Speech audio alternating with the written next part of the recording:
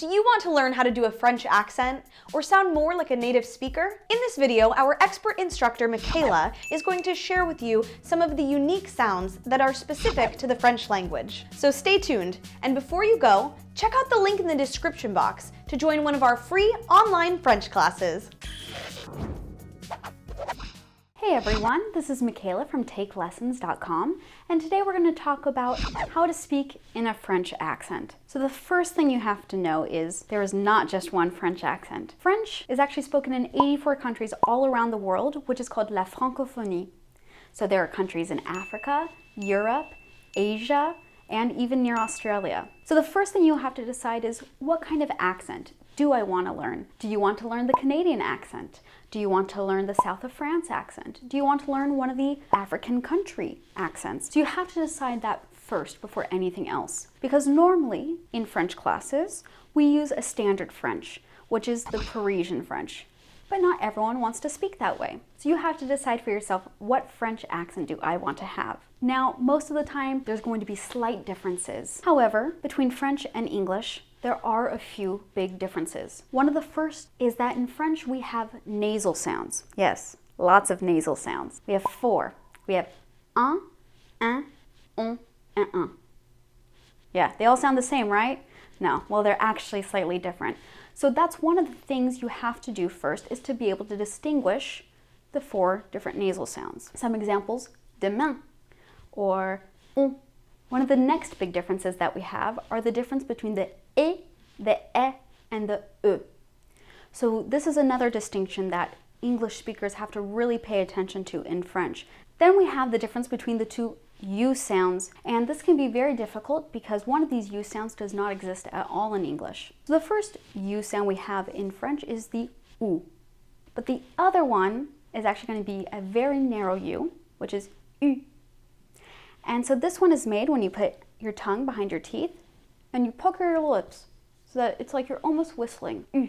An example of the difference between U and OO can be between the words vous, which means you, and vu, which means seen. The next difference that we have between French and English is with the consonant R. So in English we say R, but in French we say R. And so you'll kind of hear a really guttural sound. It's air passing through the back of your throat, air, like in the word super. Next we have what are called liaisons. And liaisons are very important in French because these are our linking sounds. So when we're speaking, it's very common in French to have this very fluid linked sound, like when we say vous avez. And this is what happens when we have a word that ends with a consonant that we don't normally pronounce. So normally we say vous, but because it's being followed by a word that starts with a vowel, you have to link it. And then we say vous avez. And finally, we have a difference between H's in French. We have an aspirate H and a non-aspirate H. That's not very important right now, but what you need to know is that oftentimes H's are not pronounced as like in English. So when we have the word you're not hearing her, you're saying Finally, here are some tips and tricks for those of you who want to perfect your accent when you're speaking French. The first thing you should do is listen as much as you can to French. Listen to the radio, watch movies, watch TV, listen to French and Francophone music. All of these sounds are going to help you with your accent. Next, I usually tell my students to speak in a little box.